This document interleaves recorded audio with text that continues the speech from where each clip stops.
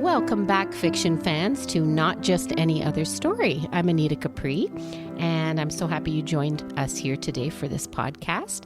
Today, we are going to continue with the Shopping Cart People, chapters 11, 12, and 13. And I'm very happy to welcome a very good friend of mine, Cindy. Cindy, you're the third Cindy to come and join us for this podcast. Yes, I'd heard that. I said third time's the charm. It is. And if you know Cindy, you will know that she actually is a charm. She's a gem and a charm. A gem of a charm. Anyway, we will start off with chapter 11. So I will start and you can do the other two. Sound good? That's perfect. Okay, here we go. So chapter 11. If you recall, the previous chapter, Angel finally decided she was going to go to Italy. So now she's realizing she might have to bribe some people. Okay, so that's why it's called Bribery, Booze, and Accompanying Blunders. Okay, here we go. A few days later, after having picked up Mel's cleaning and Cam's prescription from the pharmacist, I rushed to meet them for a late dinner at the bistro at my expense. Traffic was unusually slow for 8 o'clock on a Wednesday evening, but summer construction in Toronto was always seemed to go well into the fall. By the time I got to the restaurant, they were already sharing a bottle of wine. Bev winked at me from the other end of the restaurant and waved me over. I motioned back to her that I would be there in a minute. I had to make sure that Mel and Cam knew I had arrived and that they had, at the very least, poured a glass of wine for me. After taking more abuse from them at the table, both of them going on about ordering the most expensive items on the menu, I went back to talk to Bev. She gave me an unexpected hug. "We seem a little affectionate this evening," I teased. "I'm just glad you're going to see Tilly, honey. You deserve it. And don't worry, I'll make sure Harry has a break from Mom and Dad while you're gone." There are tender moments sometimes between sisters that somehow make all of the other more unpleasant ones seem silly and insignificant. This was one of them, and it mattered. I could see that Bev was truly thrilled for me, and this would be the first time I would be away from Harry for more than a couple of days. I understood at that moment why Bev had to hug me. She was really saying, "It'll be okay. Go have fun. You're allowed." I returned the hug. As I squeezed her, she asked, "How is Harry enjoying his first week of high school so far?" I smiled at how skillfully she managed to change the subject so we both wouldn't get too caught up in the moment. Better than I ever expected. He just eased into it. Bev smiled. When I turned around to head back to the table, she said, "Don't worry about the meal tonight, sis. It's a going away present." "Thanks, Bev." I offered a smile full of gratitude, though I had never yet paid for any meal I'd had at the restaurant, either as a server or as a patron. "I'm so lucky," I whispered to myself, "so very, very lucky." When I reached Cam and Mel, a freshly opened bottle of champagne was waiting for me, yet another going-away present from my sister and her husband. It really was a night for celebrating. For the first time since I had decided to take the trip to Italy, I felt excited. I started to get the feeling that it was something I was meant to do. 2 hours and a few bottles of booze later, I knew I couldn't possibly drive myself home. Neither could Mel. Cam, as always, seemed to be just fine. He was always able to take his drinking in stride. He insisted that we leave our cars and he drive his pitiful co-workers home. Mel and I giggled and made fun of Cam for the whole ride. It was about 11 when I was left sitting on the front steps of my little house. I had already decided that I would not go inside until I had sobered up enough to walk a straight line, or until Harry went to bed, whichever came first. There was no way I wanted him to see me in that condition. As I sat there, my head stooped over my knees, I started to think that I should at least check on him and pretend that I was still out so he wouldn't wait up. How I was able to find the digits of my phone number on the keypad of my cell phone was no less than a miracle. I could hear the phone ringing inside the house. Instead of answering it, Harry opened the front door. "Mom, what are you doing?" he asked as he stepped out onto the wide wooden porch. "How'd you know I was here?" I knew I was slurring my words. "I saw you get out of Cam's car on the driveway and stumble up the steps." I felt so foolish. There I was, 30 years old, trying to hide that I was quite sloshed from my 14-year-old son. Pathetic. I felt sick all of a sudden, and I knew it wasn't from the booze. Come on, Mom, here, take my arm. Harry helped me up and into the house. I'm sorry, Harry. I didn't want you to see me like this. I'm sorry. As I tripped over the shoes in the front entrance, Harry caught me. He was smiling. It's okay. I know you're not a drunk, at least not usually. I was half mad and wanted to laugh at the same time. Don't joke, Harry. Your mom is very responsible. Then I started to giggle again, and I couldn't stop. I wasn't sure about what happened after that, but I would have to take Harry's word for it that once my head hit the pillow, I simply closed my eyes and fell asleep. I woke up the next morning on my bed, still fully clothed, including my shoes, which were still on my feet.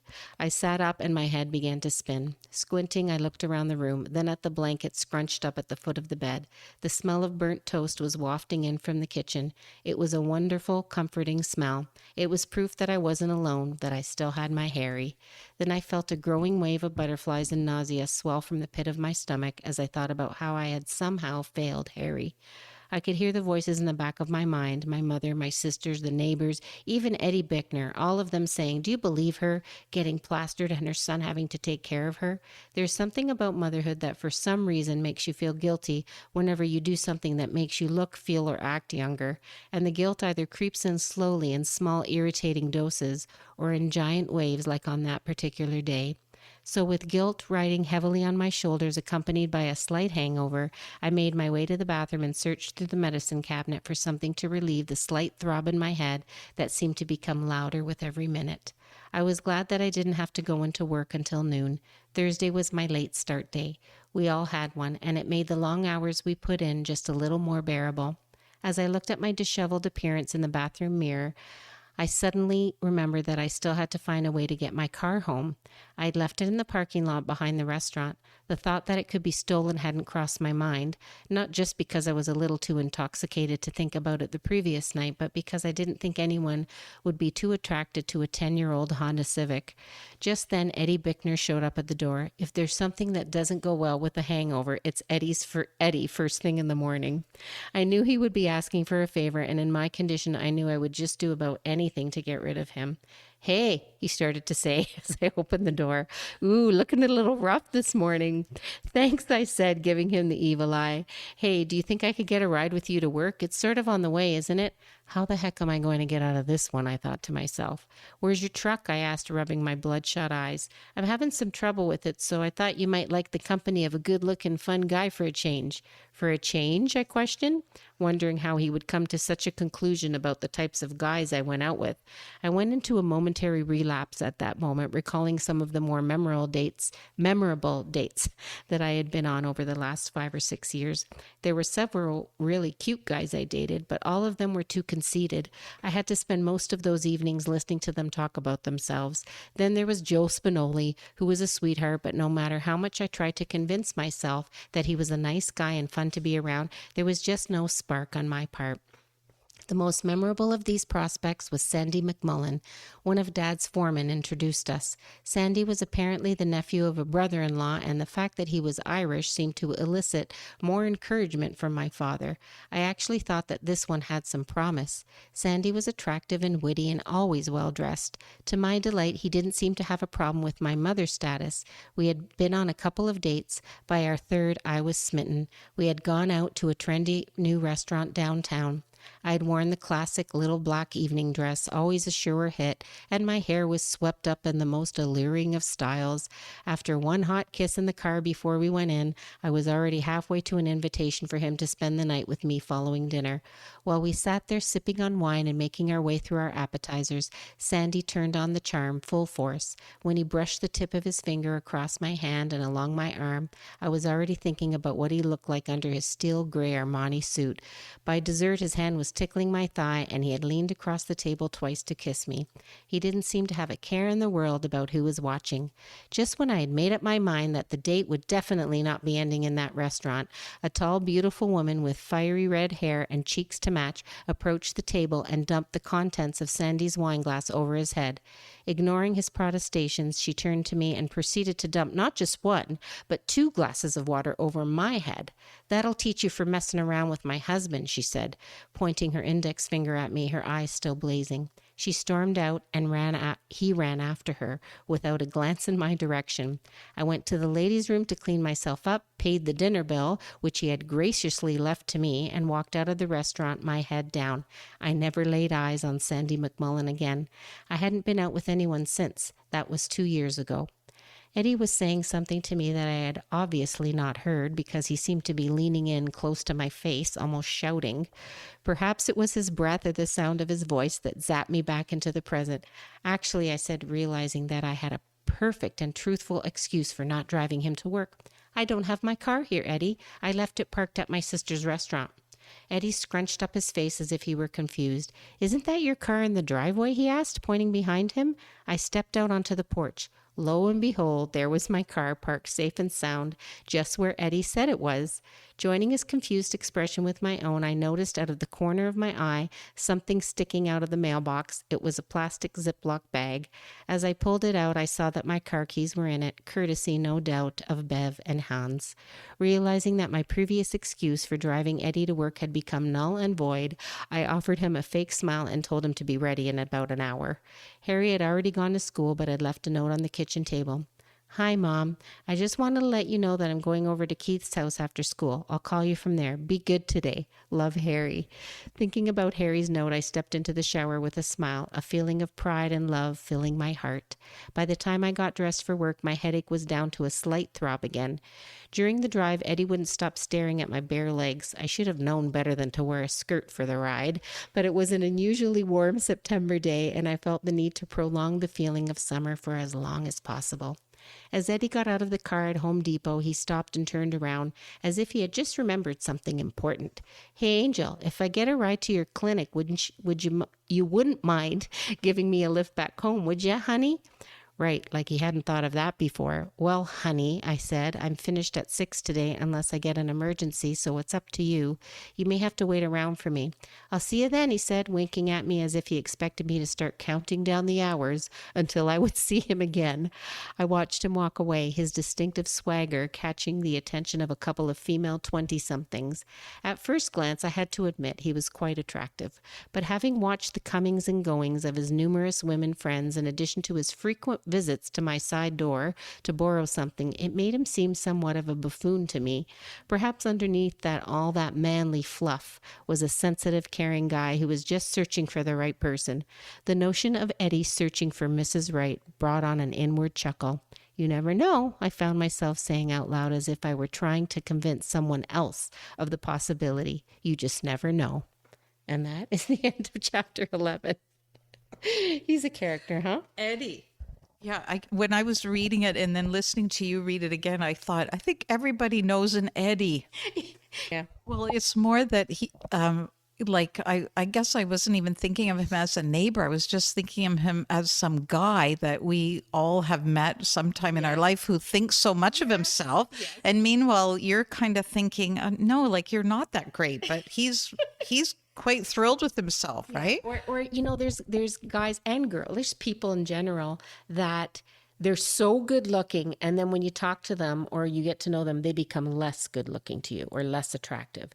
And then there's people that you don't really think of as like outstandingly attractive, but the more you get, the opposite happens. The more you get to know them, the more attractive they become because their personalities just shines through. Right? Yeah, that's so true. Everybody knows somebody like that. You can all think of somebody like that too, right? Yeah, for sure. Anyway, so that's more about Eddie. This next chapter is more about Zephiah. Zephiah, yeah. Thank you for pronouncing her name so that I'll be able to say it correctly. Zephiah. She's the new receptionist. Okay. So chapter 12 is Zephiah. Chapter 12, Zephiah. As if the devil himself were playing havoc with my routine, there was yet another surprise waiting for me at work. There, sitting awkwardly behind the reception desk when I arrived, was a young woman who greeted me with a smile that was at first unsure and timid. I stopped dead in my tracks, wondering who she was, this girl with the sad brown eyes who looked no older than my Harry. When she stood up to introduce herself and shake my hand, my attention was instantly diverted from her dark, flawless skin and wiry black hair to her bulging belly. I'm Zephiah, she said with a voice that was quiet but loud enough to be soothing. I tried to erase the look of shock on my face. Hi. I really didn't know what to make of it all. It wasn't like Cam or Mel to hire a receptionist, and a very pregnant one at that, without our communal consent. As I was about to start asking questions, Cam entered the room. Oh, so you've met Zephiah. She's a cat fanatic, Angel. Did she tell you? Well, not really. So come on back to the office. There's a situation with the groomer we need to handle. He swiftly took my arm to lead me out to the back office. What's wrong? You look like you're suffering from a night of partying with your friends or something. Then he winked. My second wink of the day. What was it with men and winking? Did they think they were on Bewitched? That it would do some kind of magic on us women? That was all that was needed to be taken under their spell? So you're telling me, I began after Cam's brief explanation of who Zephiah was and why she was there, you've hired a pregnant 18-year-old, who looks 12, by the way, and who has only ever worked in a grocery store. Yes, but I know, she loves cats, I interrupted. Cam laughed. Look, Angel, I didn't actually hire her yet. I said she could try it out today. We'll decide together whether she stays on. Oh, so you did consider me then. Was Mel in on this too? She was here this morning. She gave the green light to make a decision, at least a temporary one. I nodded my head, smiling.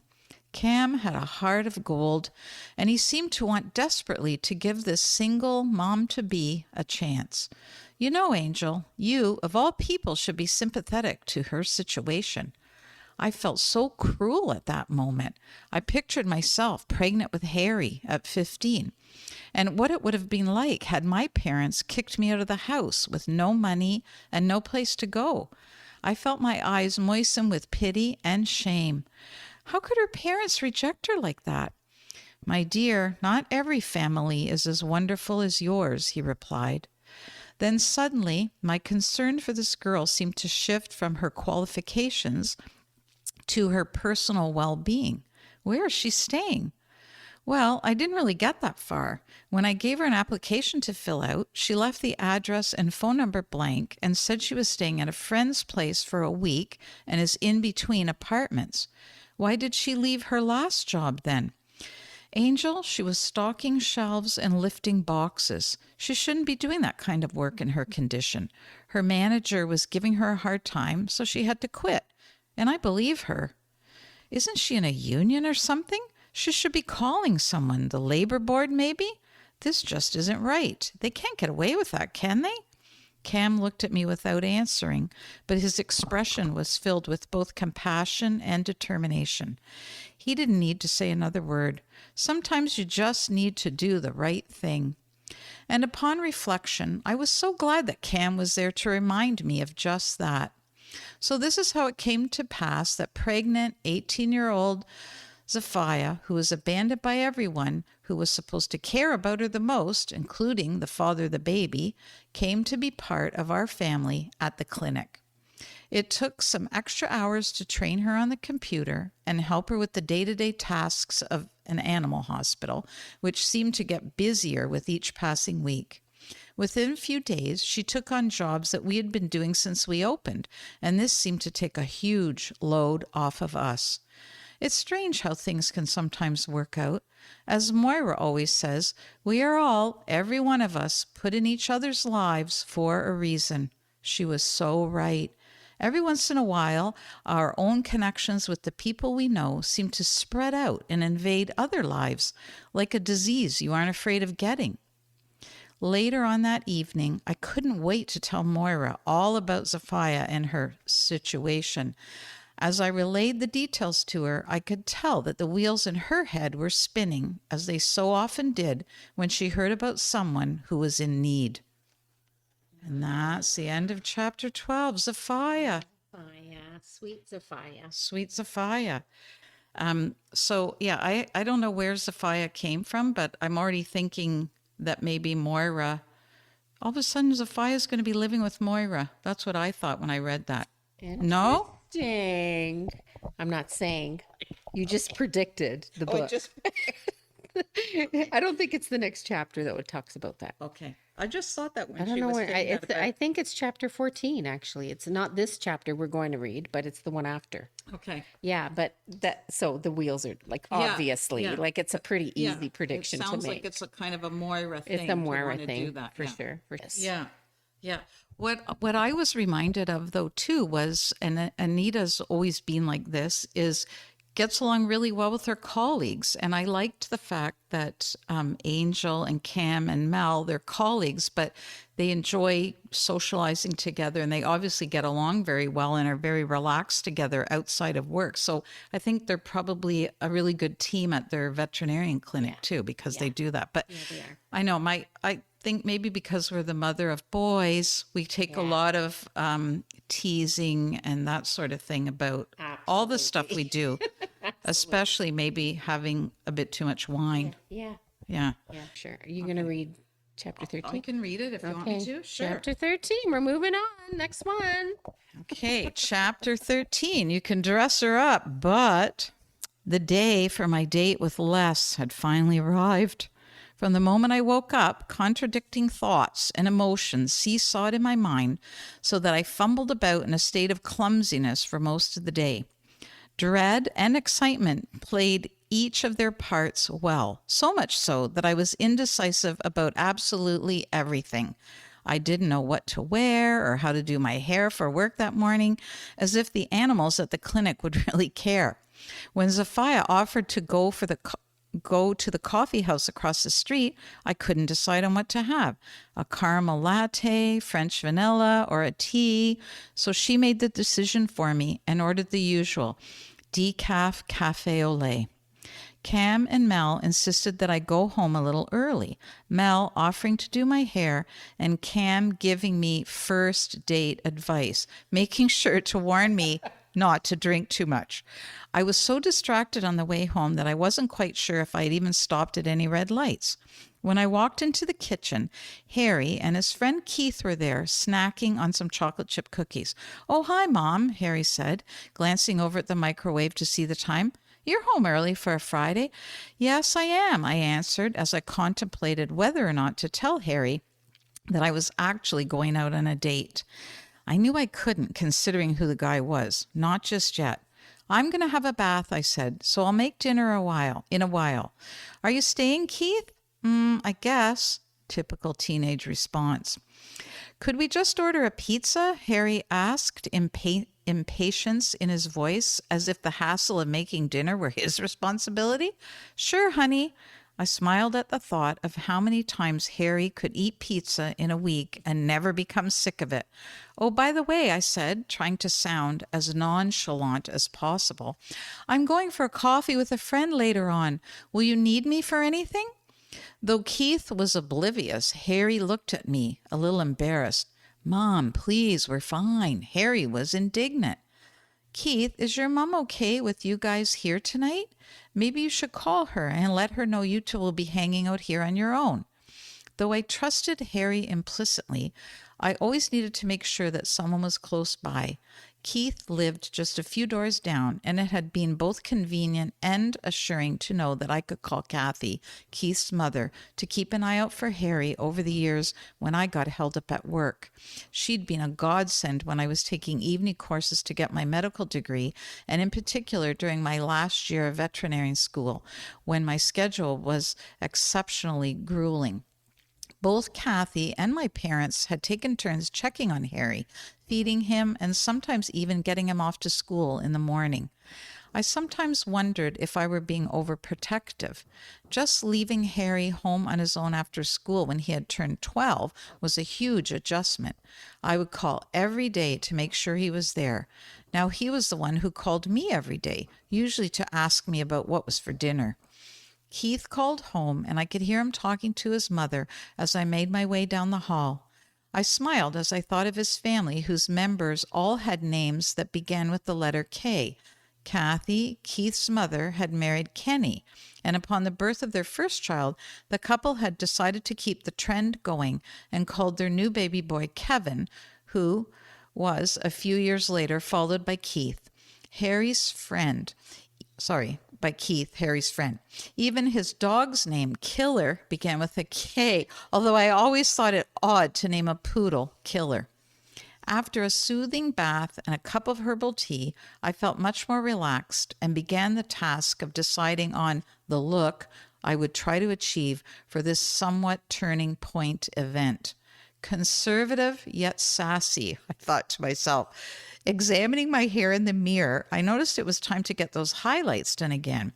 The soft gold hue was faded now, and my roots revealed that I was neither a true blonde nor a brunette, but somewhere in between. I realized that when Les knew me as a teenager, I had mousy brown hair, just a kid who didn't care about highlights or high heels. I digressed for a moment, picturing his young face and how unaware he seemed at the time of the presence he had, that he still had. I decided to wear my hair up, loosely clipped and falling down onto my shoulders. The apparel was another matter altogether. With this, I had to pay particular attention to the message my clothes would send out. I couldn't wear something too conservative, and I didn't even consider low cut. I needed something cute but appealing. Just as I had decided on cute, my eyes caught the little black summer dress that I hadn't worn yet. For a moment, I hesitated, recalling what had happened the last time I had worn the little black dress out to dinner with a man. This one, however, was not so captivating, not the kind of dress that asked for that kind of attention. If I had to describe the style of it, I would say that it was just the right combination of fun and casual with a hint of class. It's still warm enough outside for this, I convinced myself. So with my cute dress and sassy hairdo, I floated out of the house and into the car, hoping for a good tune that might settle my nerves as I made the journey from suburbia to the edge of the big city. After I parked the car across the street from Sweet Times Cafe, I noticed Les was already inside, sitting by the window. He was wearing a deep blue short-sleeved shirt, my favorite color, coincidentally. I stepped out onto the road and felt suddenly as if someone had grabbed my legs and attached weights to them. I took a deep breath, which I hoped he hadn't noticed, and started to cross the street, trying desperately to walk with light, long, alluring strides in case he glanced out and saw me. He did. Our eyes locked, and for a brief moment I couldn't breathe. He was staring now, smiling. It was such an inviting smile that my legs, which seemed to have freed themselves from the weights, were now as light as a feather, and I began to hurry, not noticing that I had prematurely reached the curb. When the front of my shoe hit the edge of the curb, I tripped over it in one quick and embarrassing stumble. My fall was so awkward that I landed in a squatting position. My hands, which immediately began to burn from having been scraped along the sidewalk, were face down on the pavement. The burning in my palms coincided perfectly with the burning sensation I could now feel in my very flushed cheeks. It was as unflattering as having your dress tucked into the top of your underwear. And yes, I have actually done that one too. I looked up at the window, praying that Les hadn't seen me go down, but I knew he had witnessed the whole humiliating maneuver. He stood up and, despite how desperately comical the whole scene was, his expression was one of concern. I couldn't help myself at that point. I began to laugh, partly from embarrassment and partly at the realization that this was a hilarious beginning to a much-anticipated reunion. I made a futile attempt at regaining my dignity and brushed the dirt off my dress while making my way into the cafe, a slight limp in my step. When I got to the entrance, a few people actually clapped in my honor. I guess everyone had caught the play-by-play. I bowed to them, the only appropriate thing I could think of doing, while Les made his way over toward me. "Are you okay?" he asked, taking one of my hands and examining the fresh scrapes. Yes, I was smiling now, a nervous smile. He nodded his head, almost in disbelief. "Do you want to stay?" he asked somewhat timidly. "And risk doing that again in front of another crowd?" I couldn't believe how witty I was. being in spite of the circumstances. He smiled. Do you want to go somewhere else? I asked him, wondering if now he might be totally embarrassed to be seen with me. He considered for a moment. Well, I would, but maybe nowhere a good girl like you would want to be. Not on the first date, anyhow. Well, already flirting, are we? And so early into our date. I must have looked a little shocked at his comment, because it was his turn then to delve into a hearty laugh, this time no mistaking that it was at my expense.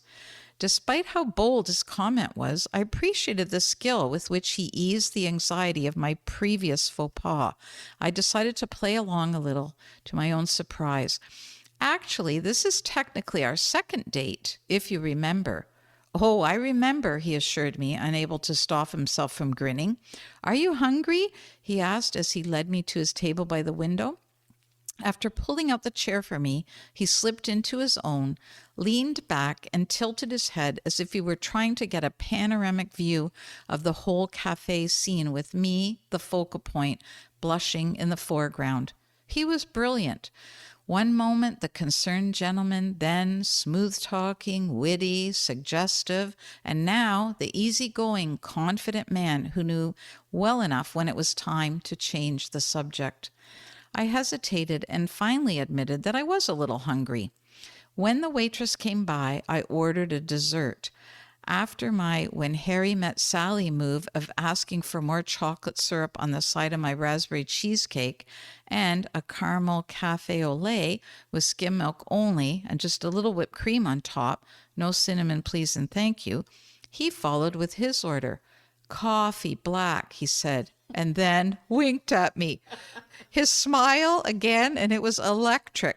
It affected me in such a way that I found it difficult to concentrate on what he was saying. I was in a dream, a cloud of romantic bliss. This couldn't have been more harlequin romance. We talked about friends and work mostly, while I avoided any hint of Harry for the time being. And then, just as I was beginning to relax, he came out with it. I heard you have a son, he said, as if he were asking about the weather. I mumbled as I nodded yes, simultaneously taking a huge bite of my cheesecake. Change the subject, Angel, quickly, now. I was wondering, I started to say, but he already had his next question out. How old is he? His expression was relaxed, like someone who was just making polite conversation, but I knew I had to be cautious with every word. He's a big boy, getting bigger every day, I said, hoping that my ambiguous answer would give him the impression that I was the mother of a toddler. Where's his father? He asked. And then, before I could answer, he added, Do you mind me asking? No, I don't mind. I looked up from my plate this time and into his eyes, feeling a little relieved that I could answer this one truthfully. I haven't seen him for a long time. I took another bite of cheesecake to give me some extra time to think about how I was going to cut his questioning short. And then finally, I came up with, I'm single, you know, and prayed that he would take that as the final word I would say about it. Good for me, he answered. He got the hint. And so what about you? What have you been up to the last 15 years? I was just as curious about his life as he was about mine, and I felt it was his turn to be on the spot. He gave me a hesitant smile. One corner of his mouth curled up as he considered what he would be willing to tell. What would you like to know? I wasn't ready for that and felt a little annoyed that he had somehow managed to put me on the spot again. Well, I hesitated.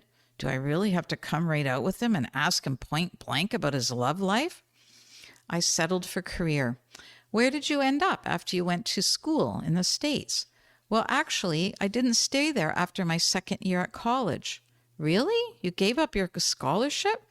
Yeah, I decided I didn't really want to play football, so I came back to Canada and decided to finish school out west.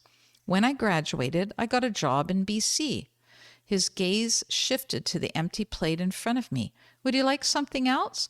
When he looked up and into my eyes, I noticed his stare was deeper this time, as if he were giving me an option for something that was not on the menu. I had to look down. anywhere but at him. I couldn't hold his gaze any longer for fear that I would melt like butter on hot bread. He didn't wait for me to answer. After catching our server's attention across the room, which took all of 2 seconds, considering the fact that she had been staring at him since we sat down, he held up 2 fingers, then pointed down at my plate. Within a minute, there was another large slab of raspberry cheesecake in front of me. He doesn't waste a minute, does he? Recovering, I asked him what job he had taken after he'd graduated. I worked for a couple years for an accounting firm in Vancouver, and then I did my MBA out there. He paused for a sip of coffee. Suddenly, he seemed to be avoiding eye contact with me. He looked down and began to fidget with his cup. I didn't know whether to change the subject to give him an out or to continue with my line of questioning. Oh, what the hell? I'm going to pry a little. Quite a change from playing football, I said. He nodded, his eyes still downcast. Did you always want to be an accountant? As I asked the question, I wondered to myself how it was that someone like Les, with such an enigmatic personality, would be doing a job like accounting. He seemed to have read my mind. Not always, but I don't really do too much number crunching anymore. I'm heading one of the financial departments. I run around checking on other people's work more than anything. I was nodding my head, trying to picture him in his business suit walking through hundreds of cubicles on his way to his office with a nameplate on the door that read, Les Grierson, Manager. I pictured all of the women on the floor who would be peeking over the top of their partitions to catch a glimpse of him, hoping he'd notice them. Doesn't sound so exciting, does it? He asked, a curious smile on his lips. I smiled back. Before I could answer, he continued, I do more training and financial planning now than anything else, and I get to travel quite a bit, both here and in the U.S., so it's not as boring as it seems, or as it used to be. Do you enjoy it? I do, he answered, nodding his head. Very much. I felt reassured. Being a manager in a top firm, along with teaching others the ropes of the business, seemed to be more his niche. So how did you end up here in Toronto? I asked. He was looking down at his coffee cup and started to smile again. And then he looked me square in the face and said, a girl. A girl? I repeated his words. I didn't know what to say, so I just stared right back and waited for him to give me some sort of explanation. I met a girl from Toronto, and I moved here from Vancouver to be with her. I couldn't understand what he was telling me. He came back to be with a girl, but he was out with me tonight? He chuckled. I lived with her for a few months here in Toronto. That was almost 2 years ago. We were engaged, but it just didn't work out. He stopped for a moment. Do you really want to know all this? Well, I began, trying to steady my voice. Yes, sure, only if you want to share. As if he could see right through me and my curiosity, which was bursting at the seams, he smiled again. I went back to BC when things didn't work out here. Then the firm I worked for relocated to Toronto recently, and so here I am again. It was a lot to take in. The words girl and engaged seemed to be reeling in my head. Les seemed to notice that I was perhaps less than excited about this news. I tried to be as aloof as I could be about the fact that he had almost married someone. So what happened to her, the girl you were engaged to? There, I said it. I had to know. For the first time, he hesitated. Finally, after taking another sip of his coffee, he looked at me and said, She's in the past. His eyes were glued to mine. It was a moment of acknowledgement for both of us, each of us recognizing that the other had been through something significant, each of us with more to tell, but knowing that it wouldn't be tonight. You know, it's funny. I keep getting pulled back here. He was grinning now. It's like I'm supposed to be here for some reason. Now, if irony had a name, then it had to be Les Grierson. He had one big reason for being here, and so I wanted to believe that if destiny and God played fair, then Harry had to be what was pulling him here. I said a quick prayer at that moment that Les was here to stay. With a second order of raspberry cheesecake, I succeeded in convincing him to taste it. As I watched him savor it in his perfect mouth, I said, "See, you should have ordered something too. Then I wouldn't have felt so awkward about eating alone on our first date." "Our second date, did you forget already?" He didn't miss a beat. "Anyway," he continued, "you feel awkward about that after the curb gymnastics you were doing out there?" He stared with that same sensual smile that had caused the accident in the first place. "He makes me laugh. Brownie points for him in that department. Now let's get on with this date and see where else he can score some points." No, my mind was not in the gutter at that moment. I simply could not stop thinking about what it would be like to kiss him. After he graciously paid for the coffees and the double order of cheesecake, he offered his arm to me as we made our way outdoors. When we stepped onto the sidewalk, he gave me a sidelong glance. "That dress you have on is really cute, by the way." He was staring straight ahead, but smiling confidently, as if he didn't need to see whether I was impressed by his compliment. Well, cute was what I wanted, and cute was what I got. As I thought this to myself, I almost chuckled out loud. I knew that he would take my overzealous smile as a sign that his compliment had exceeded his expectations. Foolish man! We chatted in the car about Toronto traffic, our jobs, and our hometown. Then I told him all about Moira and some of our crazy antics. I was driving since I was supposed to be the tour guide, though I didn't quite know what to show him. He'd already lived here with his fiancée, and I was sure that he had used the excuse of showing him around town as a way to get me to go out with him. You must not have been able to get out much if you need a tour guide now, after having lived here. After I'd said it, I realized that perhaps I was being a little insensitive. His last experience in the city with his ex was obviously something he didn't want to talk about, and here I was throwing it up in his face. I decided I'd better stop talking. I got out a little, but not as much as I should have. His tone, to my relief, was matter-of-fact. "Besides," he added, "I wanted to see the city through your eyes, Angel." So, okay then, just make me feel like even more of a louse by saying something so perfectly charming. I could hear the warning bells going off in my head again. I knew I was starting to fall for him, and it would be a quick, beautiful, and painful descent down this slippery slope. I had decided to avoid the regular touristy stuff like the CN Tower or the harbor front. I was sure he had already seen most of the city. I thought about Kensington Market, which was pretty much dead at this hour, unlike the hustle and bustle of Chinatown, which followed. We drove down Spadina Avenue, and I pointed out a few of the old shops that my mother and I used to frequent when we had first moved to Toronto. Some of the stores were unrecognizable now, converted to fancier boutiques and coffee shops. Lauren's coat store was still there, though. I recalled, as if it were yesterday, the red wool coat my mother had bought me from that particular shop when I just turned 16. I loved our Saturday morning shopping treks downtown, and I loved that red coat, which I still had, tucked away in one of my closets. Les seemed so interested in hearing my little anecdotes, I almost wondered if his enthusiasm was put on. But my instincts assured me that he was being completely sincere.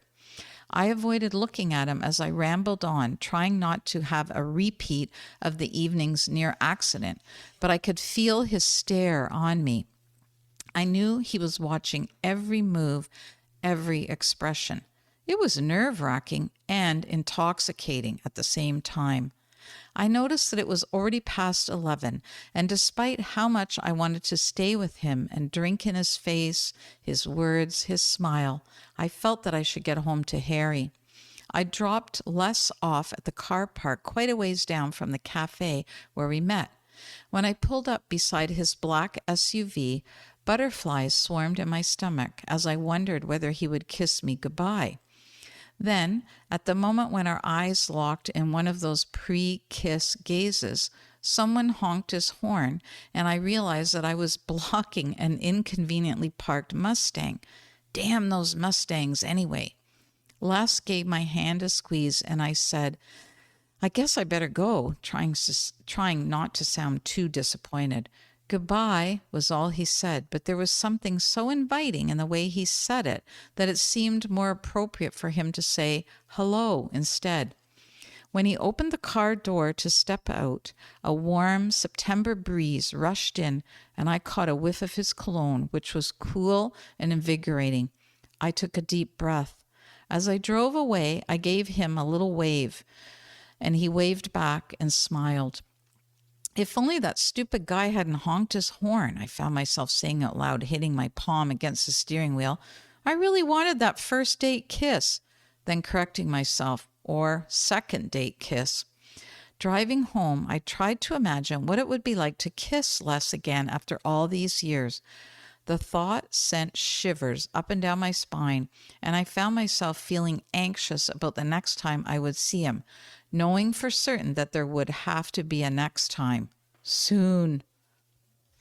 That's the end of that. That was a good chapter. That's one of my favorites. Yeah, that was really good. Yeah, the Their first date. And I love it because she's so klutzy. She's so what? Klutzy. Oh yeah, that's so funny. Yeah, that's you know what? Writing that, I pictured myself in that situation and Yeah. what happened to me. Yeah. And that would There he is, definitely right there he is, yeah. Oh, yeah, boof, you Yeah. know, because I'm always tripping and falling. In fact, Yeah. my family used to make fun of me growing up and say that I was a jinx because I was so clumsy. And at one point, when anybody else would spill something, they'd be like, "You were looking at me." That's So, and I took still your fault. it was even still if my that- yeah. fault, even if I didn't drop something or Right. whatever. And so it became this big joke in my family. And they started to call these moves Anita moves. Okay. So they would be anytime anybody to this day, and Yeah. we're talking like this is how many years have gone by, right? Yeah. To this day, if anybody spills something, somebody says Anita move. Anita move. Yeah. Yeah, like always. cute. And so now my sister-in-law, Laura, she's just about as klutzy as I am. So when the two of us are in a kitchen together, it's very dangerous. Actually. You're gonna trip over each other, drop things or It whatever. Yeah. absolutely is so dangerous. And we laugh about it all the time because somebody always spills or drops something when the two of us are beside each other. Yeah. It's hilarious. That's good. Anyway, but yeah, no, I love that chapter too. I love that. I'm wondering how long she's going to be able to avoid mentioning how old her son is and whether he's going to connect those dots when she does mention it. They're kind of good together because they don't really seem awkward thinking back about the night that they keep calling it their first date or whatever a long time ago, but they don't seem to feel awkward around each other because of that, which is I kind of think good. she's more awkward than he is. Like, I think she tries to put up a front that, but Okay. he seems to be more confident that she is. Yeah. Yeah. Right? He's a little bit older than her. Yeah. Like he was at the Few time. years, Like yeah. when she was 15, he was, I can't remember now. Yeah, he was a senior, so he left. 18 or something? Yeah, or okay. 17 or something. Yeah. He was a few years older. Yeah. Yeah, so Okay. so No, it's a good story. yeah, I really like that chapter too because of the sexual tension and because she's klutzy at the same time. So you think it's going to be this romantic thing, and then she does something dumb. Yeah. And then it's kind of funny that she's going for cute with the dress, but probably not expecting the guy to say, "Oh, your dress is cute," right? Like, and she's like, "Oh, well, that's Yeah. what I was going for." Yeah, Anyway, exactly, yeah. exactly. So yes, so and the kiss that she didn't get. Mm-hmm. Yeah, she does get a kiss eventually. Hope so. Yeah, and it's comical too. Yeah. That's in a late. I think that's actually in a couple of chapters. Okay. So it's funny. It's not what you expect the first kiss to be Okay. with somebody Yeah. you really like. Yeah, yeah. So, Well, that's good. yeah. I was also thinking when I was reading the book how when I was in high school, I had a couple of friends who actually both had babies when they were like Yeah. single, like not Young. married, not attached or whatever. And Yeah. it was not easy for them, They had one of them had a lot of support from her family and the other one did, but she was the oldest herself of 7 kids, so there were Whoa. still a lot of kids coming up behind her, and she was only like 16 or 17 when she had this baby. So it was harder for her than it was for the other young woman. But anyway, Yeah, interesting. not easy. And, and we make judgments. I mean, with Zephia in her case, like it hinted that there was nobody really, the guy was the father of the baby was not in the picture. It doesn't delve into too much detail there. Yeah. But the idea was, and as a writer, I put her in that situation for a reason because she comes up later on, and her connection to Angel and Moira, and how their situations are so similar, and the difference that family makes, and sometimes family pulls through even at the last minute, sometimes they don't. Yeah. So she's an important character, I feel, but she's not a main character. Right. But it's difficult. She's there to get you thinking, kind of. Imagine, right? and it described her as well, working, lifting boxes, and and can pregnant women lift boxes? Yes, they can. Should they? No, probably not. Not. It sounds Probably like not. she was pretty far along, right? Yes. So yeah. Yeah, I think she's got a few months to go. And I always think, well, maybe you're not making minimum wage, but I think if you're working in a grocery store, you quite likely are. So that's always hard too, right? Yeah. That's a hard go for anybody. So Yeah. I have to say, I really love the characters in this book. yeah. Like some of them were based on people I know. And even the family dynamics were, I used a lot of my own family dynamics. I was thinking that when we read the part about the sisters, and you said like sometimes these lovely moments with a sister make up for sometimes when you have more difficult moments. Yes. And I thought, well, you would know that is probably Yeah. because you probably get along really well with your sister, but it wouldn't be to say that you haven't had difficulties at times, right? Sure. Yeah. You don't always agree, and Sure. you don't, growing up, there's a bit of competition for attention, and things that, and whatever you're, when you're at different stages in your life, and but I have to say that like this book, it's a romantic comedy, but it's also about relationships, and the relationship with Angel and her sisters, both sisters, her brother, her parents, her friends, and this man and her son. So it's really, really, through the comedy and through the funny parts and the romance, it's really about that, right? So I don't know, how far ahead have you read? Farther ahead? No, or no? I didn't want to read anymore Oh. because I wasn't sure if I Okay. was supposed to. So I only read to chapter 11 because I thought, You knew that we were going to read that. yeah, those and I ones, didn't want to go ahead in case, in case there was something that we were going to talk about, like, Yeah. you know how it is when you do the novel Yeah, and then study with the sometimes, kids at and then school you start can't- talking about something way Yeah, ahead. and you're Yeah. like, no. So only I just made that prediction about Moira and Zephia, maybe Moira taking her under. So now you have to read ahead. Yeah, We'll have to talk again. I'll be able to read the whole book. I'll be able to finish reading it now. Yeah, Anyway, that's good. so I hope you're enjoying it. Yeah, I am. Good. Yeah, it's a good story. Yeah. I like it. I wrote it, but Yeah. I should like it. I wrote it. Yeah. But I like listening to other people read it. And Okay. you read it like exactly how I would read it. Okay. With, that's how good. when she's thinking to herself. And like you read it exactly how it should be read. Oh, good. Actually, so Good. that Oh, was that's really good. well done, Cindy. Oh, good. Yeah. Yeah, I enjoyed it. Yeah. Because you had the right expression at the right moments. And you know what? I watched you a couple times, and you actually had your hands. Oh, You were kind of talking with your hands as you were reading, like you were saying, and no wonder or something. And your hand was saying, no wonder. Yeah. Like it was interesting to watch you read, and you kind of were reading like, the way she would be talking. yeah. Okay. You know how Oh, when we that's talk, good. we talk with our Yeah, hands. You yeah. were kind of reading and talking reading with with your hands too. Okay, well that's good. That's what Angel was would have fun. been doing, I That's guess. what Angel Yeah. would have been doing. Yeah. I think another episode we talk about talking with our hands. Okay. But now we're talking about reading with your hands. So Reading with your hands, yeah. Cool. Very good. Anyway, I think we'll stop it there. We're at Sure. almost an hour. That was a long one. That was Yeah, good. that was a long chapter. That Yeah, chapter it was a was. long But one. I The wanted you to date, read that That was one. an important. It was. yes. That was a good one. Juicy one. Yeah. Yeah. Anyway, Very I want to good. thank you so much, Cindy. Thank you so much for Thanks for including coming. me. You're Yeah. welcome. I knew Yeah, you'd and be I'll have great. to listen to the podcast when it's all done. Yeah, we're going to be posting very soon. Okay. No, I really enjoyed reading that chapter. Thanks so much for having me and for the conversation. Very good. I hope you come back. Sure, sure. Or maybe you have a fourth friend named Cindy. I don't know.